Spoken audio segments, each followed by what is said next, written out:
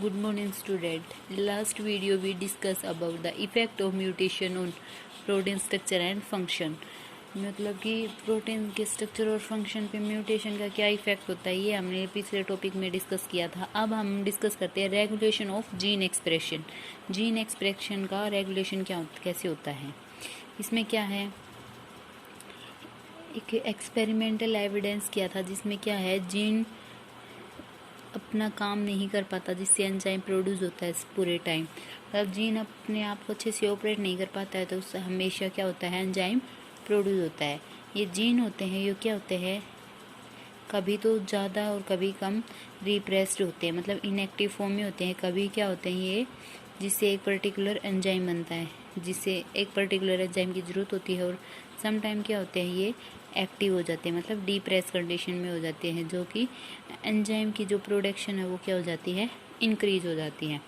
अगर सिंथेसाइज, जब सभी एंजाइम सिंथेसाइज हो जाएंगे फुल्ली एसिलेटेड, तो जो मेटाबॉलिक है वो सेल में इंश्योर हो जाएगा. इस फिनोमिना से जीन क्या हो जाते हैं, रिप्रेशन और डिप्रेशन हो जाता है. मतलब जीन एक्टिव और इनएक्टिव हो जाते हैं, जिससे क्या होता है, जो सेल के अंदर एंजाइम की जो कंसंट्रेशन है उसकी एक पर्टिकुलर सिंथेसिस रेट इंक्रीज या डिक्रीज होती रहेगी.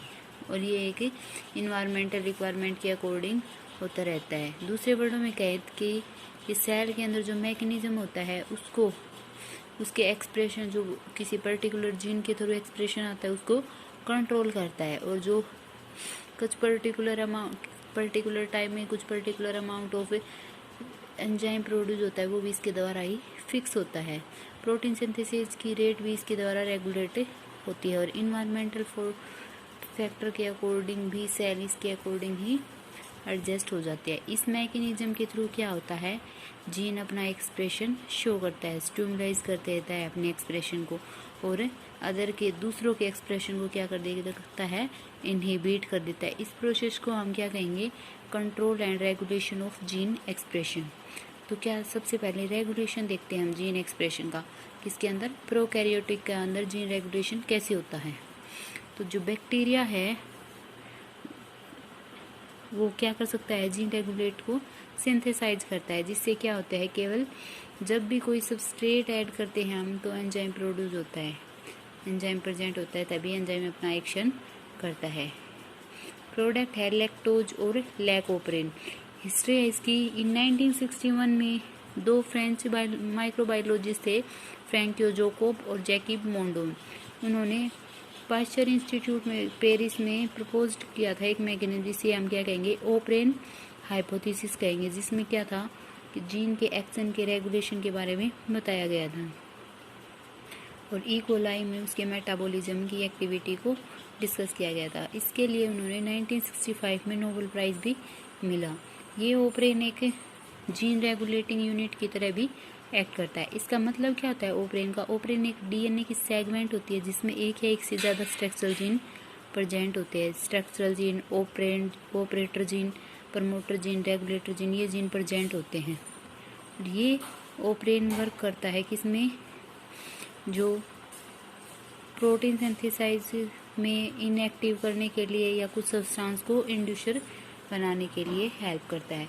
दो टाइप के ओप्रेन होते हैं. पहला है इंड्यूसिबल, दूसरा है रिप्रेसिबल. इंड्यूसिबल ओप्रेन पहले डिस्कस करते हैं. इंड्यूशन मतलब जब भी ओप्रेन ऑन होता है, कोई भी केमिकल होता है उस टाइम पे ओप्रेन ऑन होता है, इसे हम इंड्यूशन कहेंगे. ठीक है. इसमें इंड्यूसर क्या है, लैक्टोज या लैकोप्रेन, जो कि किसमें, ई कोलाई का एग्जाम्पल है. लैकोप्रेन ई कोलाई में एक इंड्यूसिबल ओप्रेन की तरह एक्ट करता है. इसके कुछ कंपोनेंट है. सबसे पहला है स्ट्रक्चरल जीन, ठीक है, जिसमें लैग्स वाई और लैक ए जेड ये सब इंक्लूड होते हैं. स्ट्रक्चरल जीन मतलब सिस्टोन. जब भी लैक्टोज ई कोलाई कल्चर के अंदर ऐड किया जाता है तो जो स्ट्रक्चरल जीन है वो एमआरएनए की प्रोडक्शन करता है, जिससे क्या होता है, जो एमआरएनए है ना वो पॉलीपेप्टाइड चेन में राइबोसोम्स की प्रोडक्शन करता है, जिससे क्या होता है, पॉलीपेप्टाइड फॉर्म हो जाती है, जिससे एंजाइम उसके ऊपर एज ए कैटालिस्ट की तरह एक्ट करता है उस सेल के ऊपर. जिससे क्या है, आगे जो लैकोप्रेन है, ई कोलाई में लैकोप्रेन 3 टाइप का है. Lac Z, lac Y and lac A. ये क्या एक दूसरे के ऊपर लाई करता है। और ये ट्रांसक्रिप्ट जब पॉलीसिस्टोन mRNA है, पॉलीसिस्टोन मतलब समझ रहे हो ना, पीछे हमने डिस्कस किया था। पॉलीसिस्टोन mRNA है जो राइबोसोम और tRNA को ट्रांसलेट करके 3 पॉलीपेप्टाइड चेन बना देता है। बीटा ग्लैक्टोडाइजेज, लैक्टोज, पेरीमेज और ट्रांसफिटेज, इन तीनों एंजाइम की हेल्प से 3 ट्रांसलेट पॉलीपेप्टाइड की फॉर्मेशन हो जाती है। किसके थ्रू? स्ट्रक्चरल जीन के थ्रू। ठीक है। उसके बाद में है ऑपरेटर जीन। ऑपरेटर जीन क्या करता है? जो स्ट्रक्चरल जीन है उसकी फंक्शनिंग को कंट्रोल करता है, जिसमें सिस्टोन अपने आपको एक्सप्रेस करते हैं, जिससे ऑपरेंट क्या हो जाता है? ऑन हो जाता है। जिससे ऑन होने से वो क्या कर देता है? एक्सप्रेशन को स्टॉप कर देता है और अपने आप को रिप्रेस कर लेता है। इसमें यही, और mRNA जो बाइंड होता है उसको ब्लॉक कर देता है। ऑपरेटर का यही फंक्शन है। उसके बाद में प्रमोटर जीन। प्रमोटर जीन में क्या होता है? ये ऑपरेटर जीन के एडजेसेंट में लोकेटेड होता है। 2 टाइप के फंक्शन होते हैं। पहला कि जो RNA पॉलीमरेज एंजाइम बाइंड होता है उसके साइट को मार्क कर देता है। और सेकंड क्या है? जो प्रमोटर जीन प्रेजेंट होता है DNA के डबल हेलिक्स पे, वो RNA कहाँ पे अट्रैक्ट होगा, कहाँ पे बाइंड होगा, उसकी पोजीशन को भी फिक्स कर देता है प्रमोटर। उसके बाद में है रेगुलेटर। जीन रेगुलेटर जो क्या करता है? केमिकल कंपाउंड को इंड्यूसर की तरह साइटोप्लाज्म में जो प्रेजेंट होता है, और ये क्या करता है? दूसरे जो ऑपरेटर जीन होता है उनको कंट्रोल करता है। रेगुलेटर जो जीन कोड होता है उसको प्रोटीन सब्सटेंस को प्रोड्यूस करता है, जिसे हम रिप्रेशर भी कह सकते हैं। ये रिप्रेशर सब्सटेंस ऑपरेटर जीन के साथ कंबाइन होके उनके एक्शन को क्या कर देते हैं? रोक देते हैं। इसलिए इन्हें क्या कहते हैं? रेगुलेटर प्रोटीन भी कहते हैं। ट्रांसक्रिप्शन mRNA के स्ट्रक्चर जीन से स्टॉप हो जाता है।